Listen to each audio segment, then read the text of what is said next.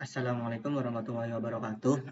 Izin memperkenalkan diri, saya Muhammad Salim Taufik Ibrahim, NIM 2023 1135. Di sini saya akan menjelaskan tentang manajemen teknik di bidang yaitu controlling atau pengendalian. Controlling atau pengendalian sendiri yaitu adalah suatu proses untuk memastikan bahwa kinerja sesuai dengan rencana.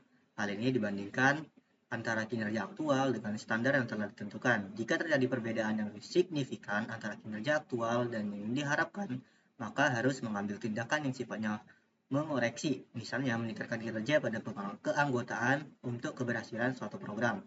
Fungsi dari tahapan ini adalah menentukan apakah rencana awal perlu direvisi melihat hasil dari kinerja selama ini. Kemudian, fungsi dari controlling adalah controlling atau pengendalian memiliki beberapa fungsi sebagai berikut. Satu, menjaga terjadinya penyimpangan-penyimpangan atau kesalahan dengan melakukan pengontrolan atau pengendalian secara rutin disertai adanya ketegasan dalam pengawasan, seperti pemberian sanksi yang sewajarnya terhadap penyimpangan yang terjadi, maka dapat mencegah terjadinya kesalahan atau penyimpangan yang terjadi. Dua, memperbaiki berbagai penyimpangan yang terjadi. Jika penyimpangan telah terjadi, hendaknya pengontrolan dapat mengusahakan cara-cara perbaikannya sehingga penyimpangan tersebut dapat diperbaiki. Tiga, mendinamisasikan organisasi atau perusahaan. Dengan adanya pengontrolan, maka diharapkan sedini mungkin dapat dicegah adanya penyimpangan. Sehingga organisasi selalu dalam keadaan dinamis, bekerja secara efektif dan efisien.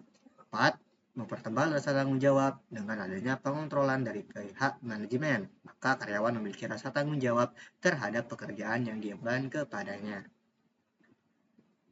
Contoh dari controlling yaitu mengevaluasi keberhasilan dan target dengan cara mengikuti standar indikator yang telah ditentukan atau ditetapkan, melakukan klarifikasi dan koreksi terhadap penyimpangan yang ditemukan, memberikan alternatif solusi yang mungkin bisa mengatasi masalah yang terjadi.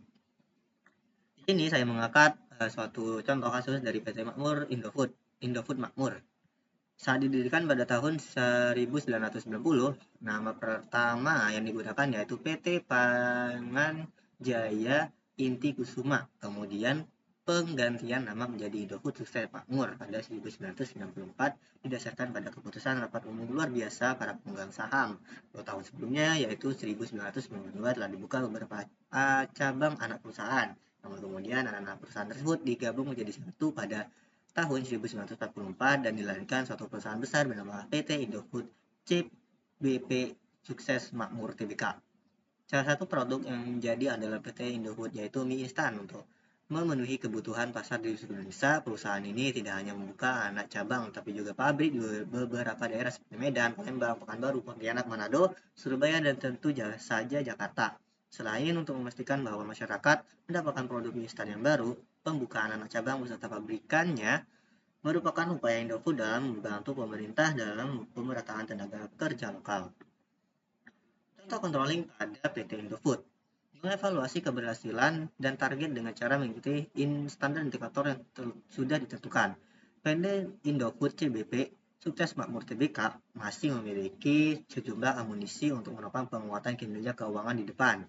Salah satunya adalah ekspektasi membaiknya tingkat permintaan pasar dalam negeri seiring dukungan kebijakan pemerintah untuk masyarakat. Sedangkan ruang penopang pertumbuhan penjualan susu olahan DIY perseroan ditopang atas peningkatan populasi produktif Indonesia. Jumlah penduduk Indonesia bertumbuh dan besar menjadi faktor penguat permintaan susu olahan ke depan. Terkait tren penjualan divisi produk makanan ringan, nutrisi, minuman, dan bumbu olahan tetap kuat ke depan. Pertumbuhan volume penjualan makanan ringan diharapkan mencapai 18% tahun ke depan. Sedangkan kenaikan volume penjualan minuman ringan bisa mencapai 2% pada tahun 2018. Controlling yang dilakukan pada PT Indofood yaitu melakukan klarifikasi dan koreksi terhadap penyimpangan yang ditemukan. Salah satunya yaitu PT Indofood Sukses Makmur Tbk pada produk Indomie yang diproduksi mengandung zat berbahaya dari bahan kosmetik yaitu metil parahidroksид benzoat dan benzoik asid asam benzoat. Kasus suap dan korupsi yang dilakukan manajemen PT Indofood CBP Sukses Makmur Tbk yang berdomisili di Purwakarta, Jawa Barat. Contoh dari kasus controlling ini yaitu PT Indofood akan memberikan alternatif solusi yang mungkin bisa mengatasi masalah yang terjadi, di mana kasus suap dan korupsi PT Indofood CBP Sukses Makmur Tbk sedang diusut oleh KPK. Simpulannya, fungsi manajemen yang diterapkan oleh PT Indofood Sukses Makmur Tbk adalah sama dengan fungsi manajemen secara umum. Ada fungsi perencanaan, fungsi pengorganisasian, fungsi pengarahan, dan fungsi pengawasan pengendalian PT Indofood Sukses Makmur Tbk. Ini juga merupakan organisasi industri produksi. Baik, sekian, terima kasih. Berikut adalah sumber atau referensi yang saya ambil untuk mengangkat topik ini dari PT Indofood Tbk, yaitu Habibullah S. dan Wahyono SI pada 2024, implementasi PAC Planning, Organizing, Automating, dan Controlling di perusahaan PT Indofood CBP Sukses Makmur Tbk. Kurang lebihnya mohon maaf, saya Muhammad Rahim, NIM 2023-1935. Sekian, terima kasih. Wassalamualaikum warahmatullahi wabarakatuh.